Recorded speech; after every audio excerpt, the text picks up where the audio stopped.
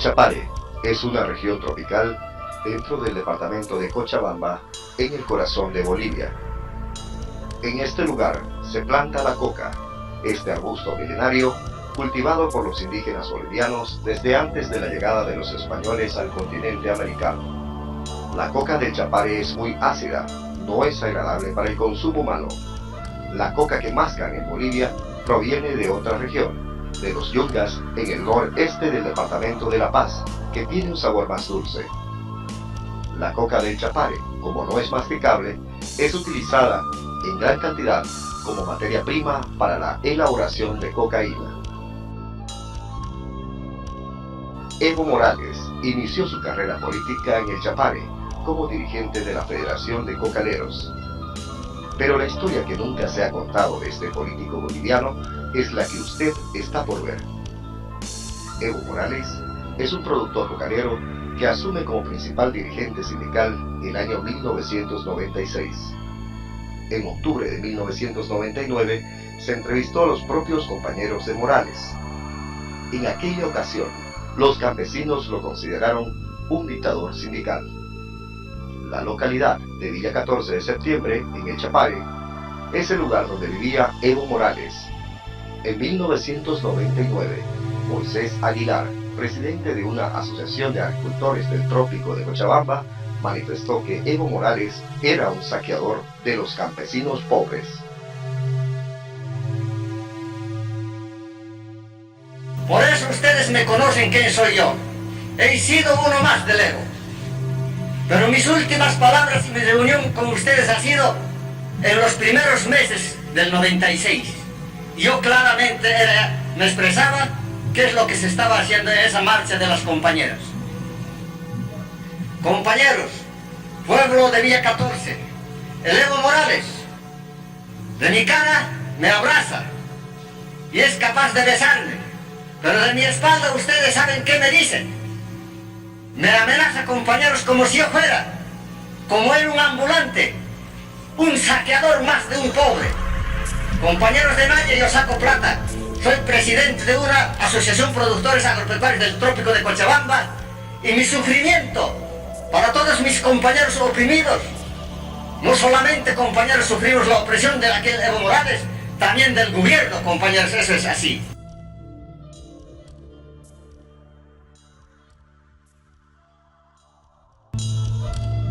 El principal motivo para que Evo Morales sea considerado un dictador sindical, según Filomeno Yapura, era que sus dirigentes amenazaban de muerte a los campesinos que no estaban de parte de él y obedecían a otros dirigentes como Moisés Aguilar.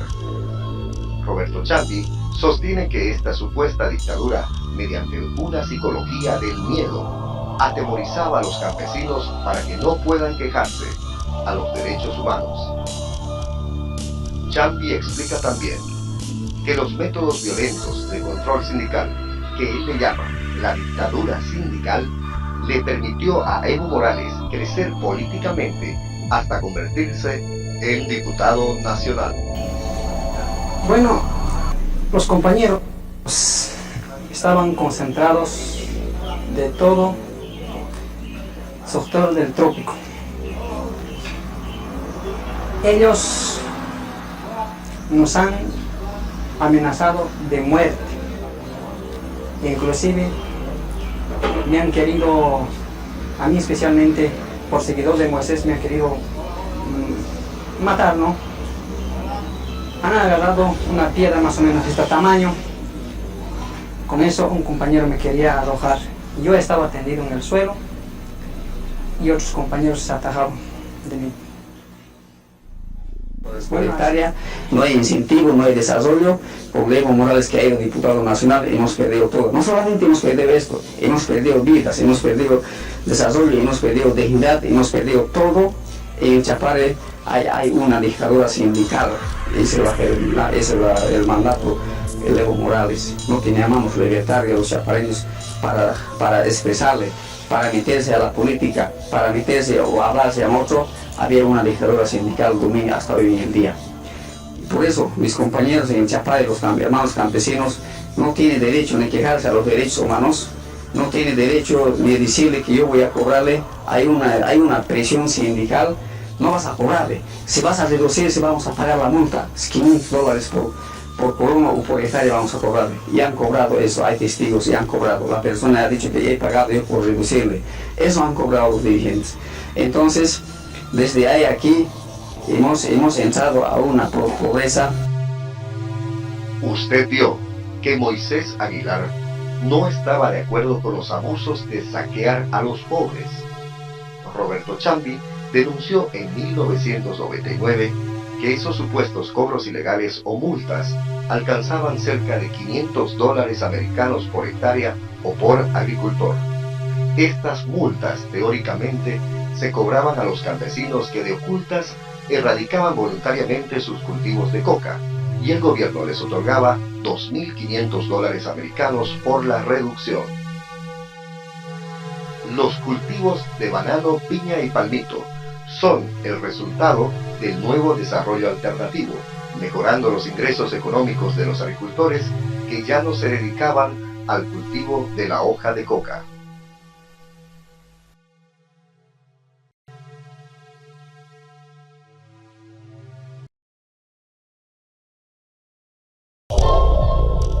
Gregorio Alanis explica que la reducción voluntaria de cultivos de coca comenzó con un convenio entre los cocaleros y el gobierno boliviano. En ese momento, el ejecutivo principal de la Federación de Cocaleros era Alberto Vargas. El gobierno concedía incentivos a los campesinos para que erradiquen sus cultivos de coca, regalándoles primeramente $300 y facilitando préstamos hasta $20.000 americanos. Estos proyectos agrícolas se llamaron Desarrollo Alternativo.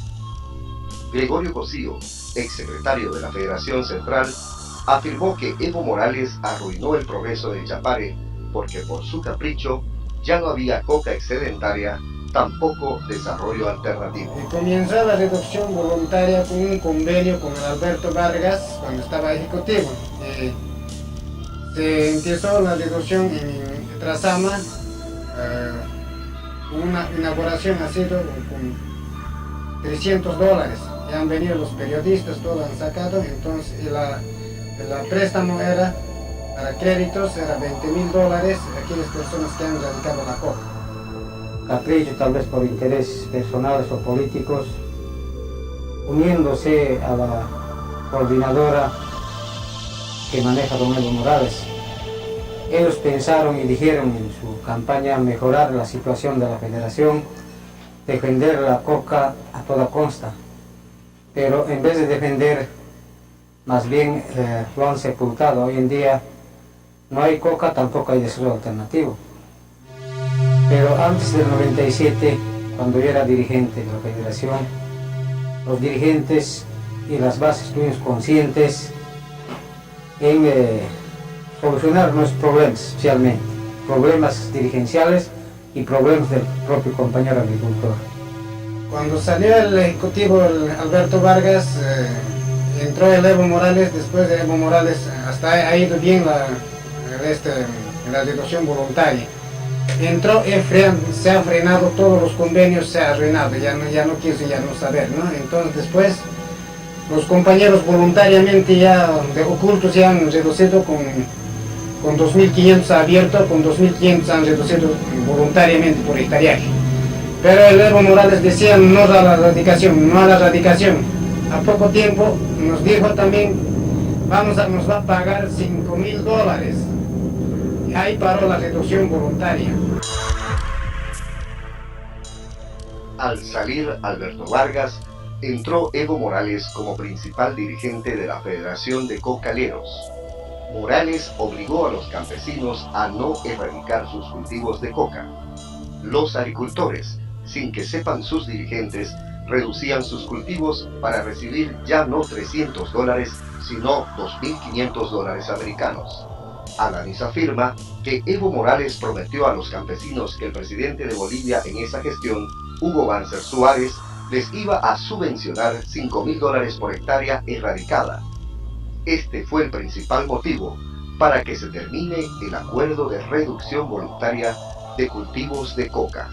En el sistema nos acusa que las asociaciones, que que el otro son chupas del gobierno, si no nos ha dejado trabajar. Entonces, por ese motivo, aquí la sexta sección que se está haciendo desde Izarzama hasta Entre Ríos son los primeros enemigos ahora del Evo Morales.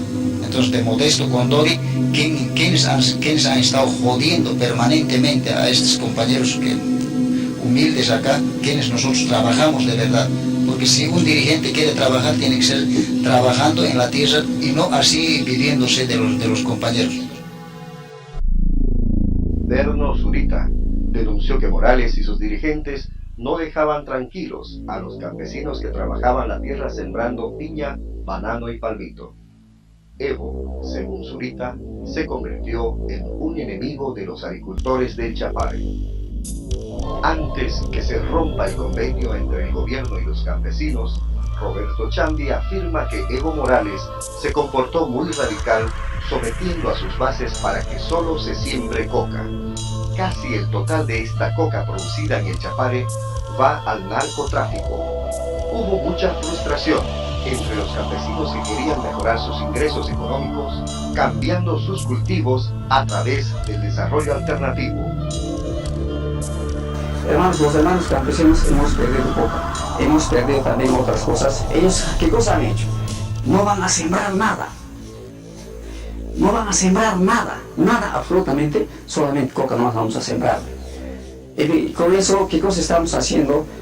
Algunos compañeros campesinos ya han considerado que Evo Morales o su cúpula es más enemigo del gobierno boliviano. ¿Por qué? El gobierno boliviano solamente no quieren que siembra solamente coca nomás. Pero el Evo Morales, su cúpula, ese regimiento, ese dominio, ellos han dicho que no quieren que sembremos piña, no quieren que sembremos palmito, no quieren bananos y nada absolutamente. Entonces, por eso algunos compañeros campesinos hemos dicho, no solamente mi persona, varios compañeros han dicho, el más enemigo en el Chapare es el Evo Morales. La Asociación de Productores Agropecuarios vamos a pedir a la prensa, el Evo Morales va a ser responsable de las amenazas que nos están amenazando para matarnos, a mis compañeros y a mí, a toda mi familia, a aquellas personas que pertenecen a la asociación, a sus familias también. Directamente es responsable Evo Morales y sus colaboradores en el Parque Seguro Sécore, el Vicente Vidraviel y Fidel Moreira. Pero el Evo Morales dice, no, ellos están mintiendo, no va a ser todo, entonces, contra. No nos han dejado sacar a la coca hacia acopio, más antes nos han quitado carnetes productores, todo nos han quitado, no había cómo sacarlo. No, entonces nos han obligado a venderlo a los chacas. Nosotros no queríamos vender a los chacas porque la coca los chacas desviaban al narcotráfico. Gregorio Alanis dice que los dirigentes de Morales les quitaron sus documentos de productores de hoja de coca. La falta de este requisito les impedía llevar sus cosechas a los centros de acopio, no quedándoles otra opción que vender sus productos a los chacas, que según Alanis, los chacas eran los intermediarios entre los cocaderos y los narcotraficantes.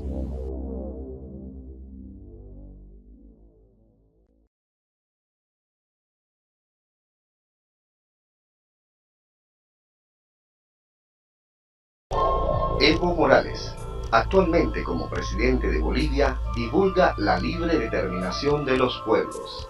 ¿Será cierto que esta libertad de decisión de los pueblos se cumple en Bolivia? Cuando yo hice los primeros contactos con Direco para poder sacar nuestro comunitario, sabían ellos que yo he ido a Direco. Entonces me esperaron en Chipiriri para matarme. Dice, primero yo debía conversar con la federación y no debía ir directamente, dice, a esa institución. Yo no dependo de la federación, yo dependo de mi trabajo. Mis cocales o mi trabajo no es que ellos me han ayudado a poner, sino yo he puesto. Yo tengo todo el derecho de hacer o deshacer. Yo creo que cada persona es dueño de su casa, de su parcela, y no la federación. Creo que la federación quería manejarnos o que creía que somos sus hijos o sus peones. Sí, hemos sido tal vez sus discípulos unos 18 años, pero hemos superado. Hemos superado como agricultores, sabemos qué es lo que están haciendo. No están haciendo para el progreso del Chapare, sino están velando sus propios intereses.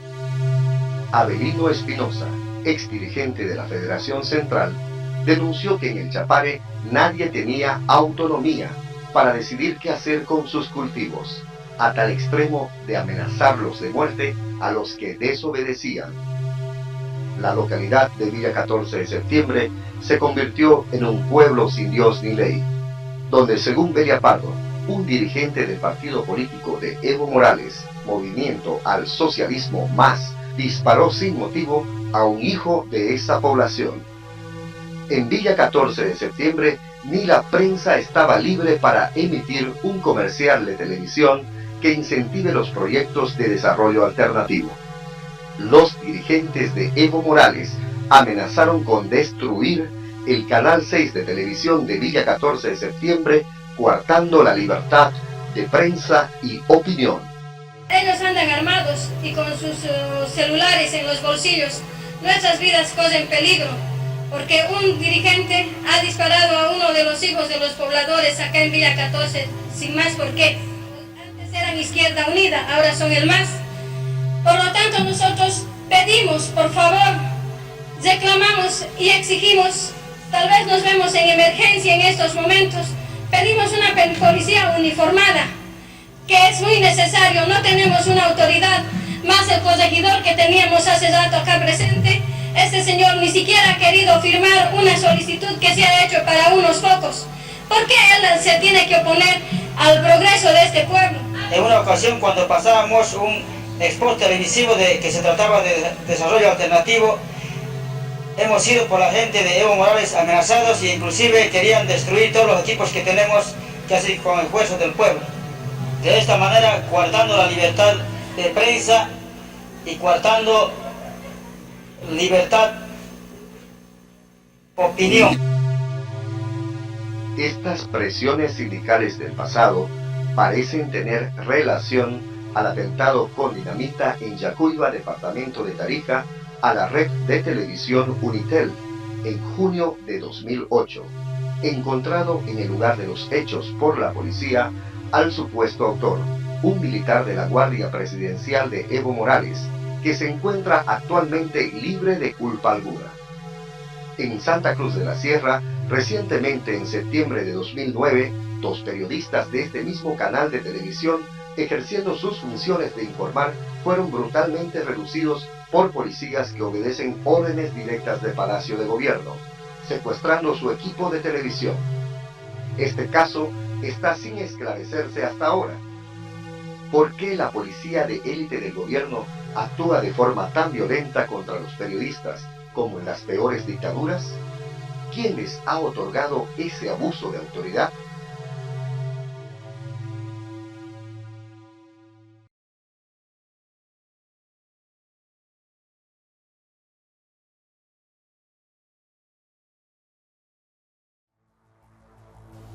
Desde 1997, Evo Morales y su dirigencia supuestamente obligaron a los cocaleros a bloquear en varias oportunidades la principal carretera que une los departamentos de Santa Cruz y Cochabamba. Según los entrevistados, se multó a los cocaleros que no asistieron a esas marchas. Los bloqueos eran para presionar al gobierno boliviano para que no se reduzcan los cultivos de coca del Chapare, donde en los enfrentamientos con la policía se perdieron vidas humanas. Y hasta hoy en día, ni el gobierno de esa gestión, tampoco Evo Morales, en su gobierno, resarció los daños irreparables a los heridos y a las familias que perdieron sus seres queridos. Convocaron a un bloqueo y en este 3 días me han ido con la bala. Y después he sido herido y me llevaron a Santa Cruz. Y yo mismo me corrí con el gasto, no tengo ninguna ayuda de ninguna clase. Tanto del presidente ni tanto como de otras organizaciones. Cosa más, y la primera y la segunda operación me ha costado, tengo 2 operaciones, la primera y la segunda. En la segunda igual yo he con el gasto. Y también tengo todo el cuerpo perforado por la bala.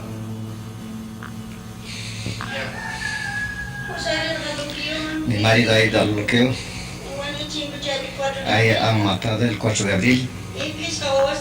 Con 5 hijos me he quedado. Con nada puedo mantener a mis hijos. Y con mis hijos estoy sufriendo. No sé con qué mantener. Nadie, no hay quien me ayude. Así para sufrir me ha dejado. Sanito, ojalá me lo entregaran a mi marido. Podría agradecerme cuantas veces. Para sufrir me ha dejado. Para sufrir con mis hijos. Mis hijos me piden plata y no hay de dónde. Estoy llorando, estoy buscando y no hay de dónde conseguir dinero.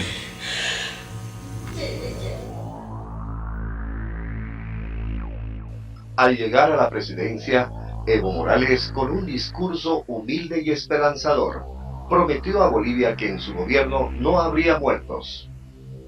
Pero la violencia de los dirigentes de Evo Morales, que nació en 1996 en el Chapare, se expandió por todo el territorio boliviano y continúa hasta hoy en día. Los discursos del presidente Evo Morales atacando a los opositores a su gobierno de forma parecida como lo hizo con los cocaleros del Chapare generó odio y resentimiento entre los bolivianos, donde la actitud de intolerancia entre varios sectores de la población trajo luto y mucho dolor a la familia boliviana. La táctica sindical de movilizar campesinos, amenazando de muerte o causando miedo, se ha practicado no solamente en el Chapare. En la gestión del presidente Evo Morales, los cocaleros del Chapare fueron movilizados en enero de 2007 para sacar a la fuerza al exprefecto de Cochabamba electo por voto democrático, Manfred Reyes Villa, incendiando el palacio de la prefectura. En esa convulsión social, los cocaleros se enfrentaron con los citadinos de Cochabamba, donde hubo más de 40 heridos y 2 muertos. Se demostró que dirigentes afines al gobierno abastecieron a los cocaleros con alimentos destinados a desastres naturales. Manfred Reyes Villa actualmente es candidato a la presidencia de Bolivia por la agrupación ciudadana Plan Progreso para Bolivia, y según las encuestas es el segundo candidato después de Evo Morales como favorito a la presidencia.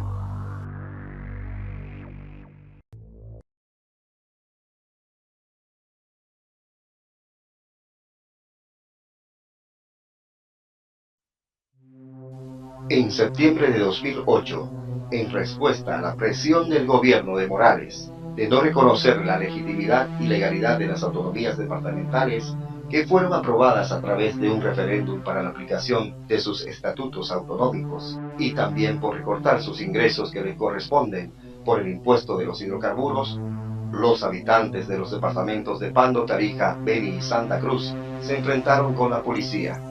Ellos tomaron a la fuerza las instituciones del Estado, luchando por sus reivindicaciones. En el departamento de Pando, las instituciones públicas fueron tomadas de forma pacífica por los autonomistas. La pregunta que se hacen varios investigadores, que estas presiones del gobierno de Morales para no aprobar las autonomías departamentales y tal vez provocar una reacción o convulsión social en los grupos autonomistas opositores, ¿fue un plan premeditado o una estrategia política planificada meses atrás?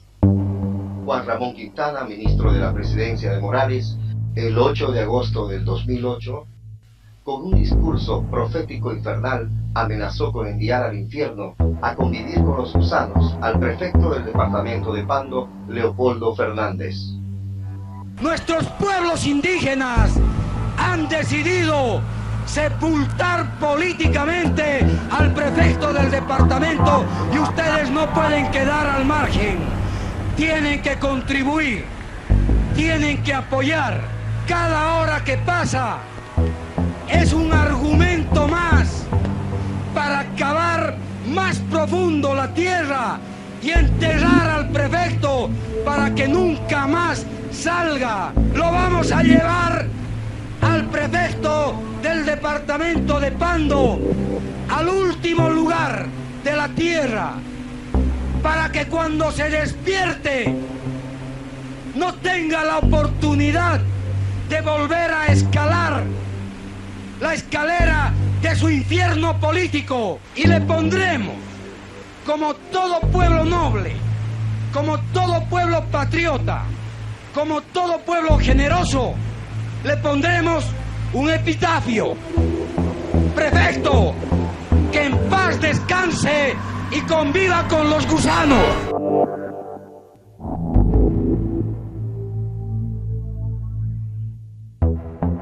El periodista Carlos Valverde presentó en su programa televisivo un supuesto documento militar oficial y secreto titulado Plan Marcha hacia el Oriente, que fue negado en su origen y veracidad por las Fuerzas Armadas de Bolivia. Este plan lleva supuestamente la firma del comandante del ejército, general Freddy Macay. En el documento se explica que el departamento de Pando, por ser una población pequeña y alejada de sus aliados autonomistas, era el lugar ideal para comenzar un plan de invasión y de control a sus líderes opositores. En el plan Marcha hacia el Oriente se da instrucciones precisas de los entrenamientos militares a campesinos voluntarios por supuestos instructores del Caribe. Las operaciones de entrenamiento se realizarían en Riberalta, departamento del Beni, y se afirmó que el apoyo internacional ya estaba asegurado. En la parte final se condiciona: el presente plan entrará en ejecución una vez aprobado por el número 1. Si este plan fue real, ¿quién era el número 1? Coincidentemente con este plan, los movimientos sociales afines al gobierno de Evo Morales fueron enviados primeramente al departamento de Pando desde Riberalta, departamento del Beni. Los campesinos marchistas tenían cintillos de diferentes colores en sus muñecas. Esto demuestra que los marchistas fueron organizados y tal vez entrenados con anterioridad, diferenciándose en sus jerarquías de su grupo con cintillos de colores para retomar las instituciones públicas. Ni la policía, tampoco el ejército, intervino para evitar los futuros enfrentamientos, a pesar que el 10 de septiembre de 2008, un día antes de estos trágicos hechos, el prefecto de Pando y un grupo de parlamentarios se reunieron con los comandantes de esas instituciones del Estado, pidiendo su intervención. Los comandantes de ambas instituciones justificaron que no tenían órdenes superiores para intervenir la marcha que se acercaba al pueblo del Porvenir. Al tener una respuesta negativa de las fuerzas del orden, cerca de la localidad del Porvenir, en el rancho Tres Barracas, la prefectura de Pando cavó una zanja para evitar los enfrentamientos. Los campesinos militantes del gobierno, que vinieron en camiones desde Riberalta, llegaron hasta la zanja y al no poder avanzar retornaron hacia una hacienda cercana. Los grupos autonomistas siguieron por detrás a los marchistas en su retirada. Mientras esto ocurría en Tres Barracas, desde otra localidad llamada Filadelfia, al sur de la localidad del Porvenir, otro grupo de marchistas militantes del gobierno llegaron en camionetas hasta el Porvenir. Este grupo pasó por el pueblo y se dirigió a Tres Barracas, donde se encontraba un grupo pequeño de autonomistas. Los autonomistas fueron emboscados por dos grupos de marchistas y huyeron hacia el monte. Pero 8 personas fueron capturadas. Uno de ellos era Pedro Shiro, funcionario de la prefectura, que murió por un disparo en su rostro a sangre fría. La policía antimotines llegó desde Cobija a la localidad del Porvenir con 60 efectivos y ayudó a liberar a los rehenes que fueron golpeados y torturados por los marchistas militantes del gobierno. Pero el comandante de la policía, Silvio Magarzo, no intervino para quitar las armas a los marchistas que se encontraban juntos en un solo grupo al ingreso de la localidad del Porvenir.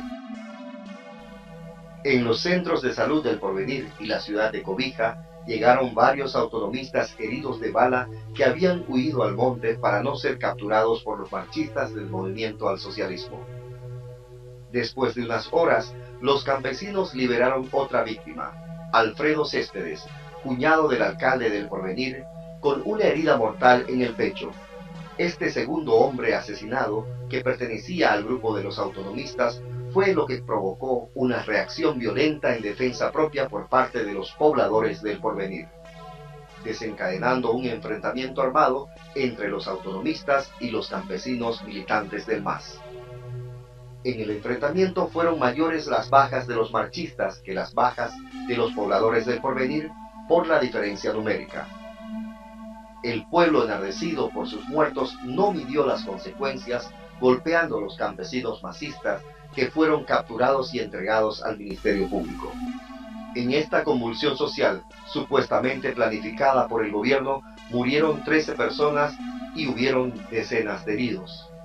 Al día siguiente, el presidente Evo Morales decretó un estado de sitio en el departamento de Pando, tomando primeramente con fuerzas militares de forma violenta el aeropuerto de la capital de Cobija. Los militares abrieron fuego contra las personas que querían evitar la toma del aeropuerto. Ráfagas de ametralladoras mataron al pastor evangélico Luis Antonio Rivero e hirieron en la pierna a Claudia Méndez, periodista del canal de televisión PAT. En la madrugada del 15 de septiembre, los militares entraron a las casas de los habitantes de Cobija utilizando explosivos y realizando detenciones violentas como si se tratara de un régimen dictatorial.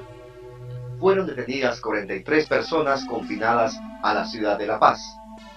El estado de sitio obligó a más de 800 habitantes del departamento de Pando a cruzar la frontera y refugiarse como exiliados políticos en el país de Brasil. Por los hechos trágicos ocurridos en el departamento de Pando, el gobierno de Morales supuestamente culpó políticamente, sin derecho a un juicio justo, al prefecto de Pando, Leopoldo Fernández. El 16 de septiembre, 200 militares rodearon la prefectura de Pando, deteniendo al prefecto, que no opuso resistencia. Este confinamiento violó los derechos de caso de corte a Fernández. Él se encuentra más de un año detenido de forma preventiva, y el Poder Judicial de la ciudad de La Paz no le permite a este líder político tener libertad de expresión y opinión a través de los medios de comunicación. Leopoldo Fernández actualmente es candidato a la vicepresidencia desde la cárcel, formando la dupla con Manfred Reyes Villa.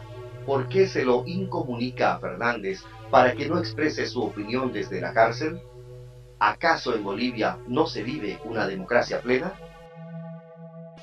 UNASUR envió a Rodolfo Matarolo como líder de la comisión investigadora de los hechos de Pando. Matarolo era un terrorista que fue miembro activo del Ejército Revolucionario del Pueblo, ERP, en la Argentina. En su informe apresurado solo ocupó 8 de 21 días programados, y de los 8 días, solo 2 días en el lugar de los enfrentamientos.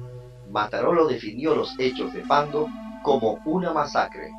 Rodolfo Matarolo afirma en su informe que no pudieron comprobar que los campesinos de la marcha tenían armas, descartando los testimonios de los autonomistas capturados por los campesinos militantes del partido oficialista y los 2 primeros muertos ejecutados por los marchistas con armas de calibre 22.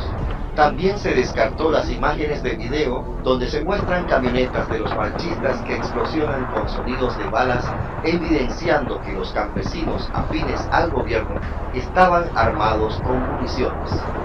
El informe habla de 19 muertos, contradiciendo y no tomando en cuenta en su investigación el informe del Instituto de Investigación Forenses, IDIF, que declara que solo hubieron 13 muertos. Para Matarolo, los 800 exiliados políticos en su informe son personas que cruzaron la frontera a Brasil, simplemente turistas bolivianos.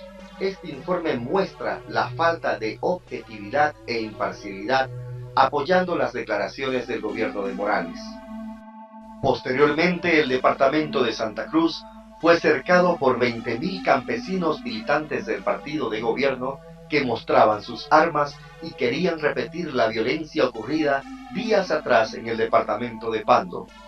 Bolivia estuvo a punto de una guerra civil, así lo manifiesta Román Loaiza, el principal aliado de Evo Morales, que renunció al movimiento al socialismo más por tanta violencia desatada que va en contra de sus principios religiosos.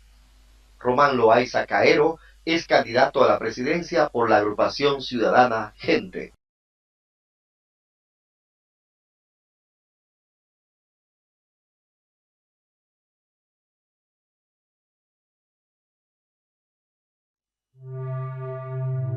El 15 de septiembre de 2009, representantes de los pueblos indígenas del oriente de Bolivia enviaron una carta al señor Tomás Condori, indígena aymara, representante ante la Organización de Naciones Unidas del Consejo Indio de Sudamérica, CISA.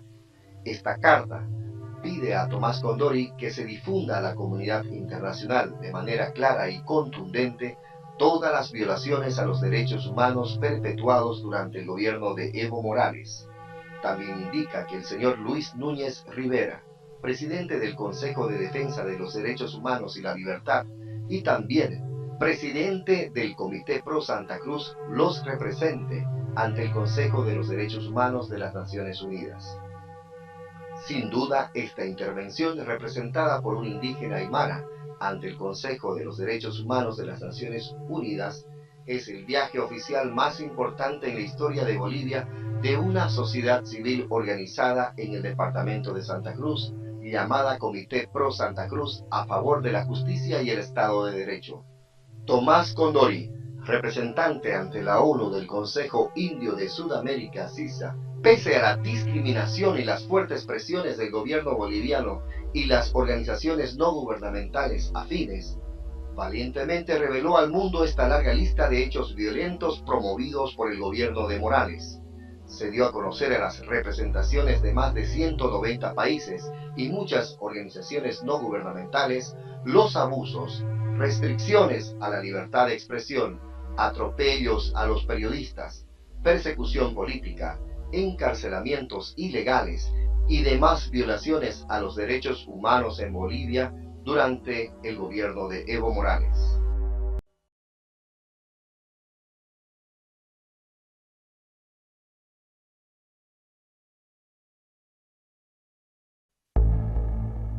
Muy por encima de las ideologías políticas de la derecha o de la izquierda está un libro sagrado inspirado por el Espíritu Santo, la Palabra de Dios.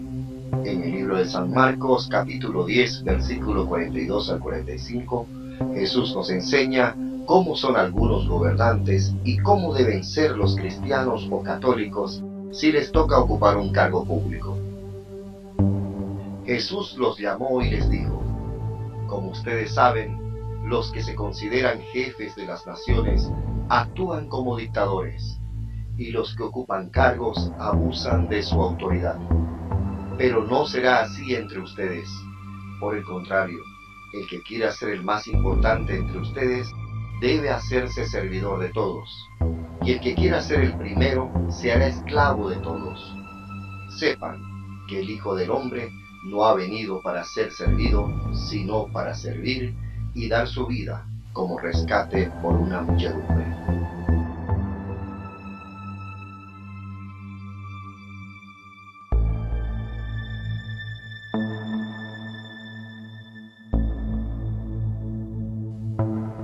Faltan pocos días para las elecciones nacionales. La violencia que ya había quedado en el pasado ha vuelto a resurgir. Los bolivianos en su mayoría están cansados de tanta persecución, delincuencia, narcotráfico y muertos. Ellos deben decidir a quién elegir en las elecciones nacionales. La mayoría podrá elegir a un presidente que gobierne para todos, buscando el bien común, generando empleos para trabajar en paz y en tranquilidad. Imploremos que Dios bendiga a Bolivia y que la paz en Cristo Jesús esté siempre en los corazones de todos los bolivianos.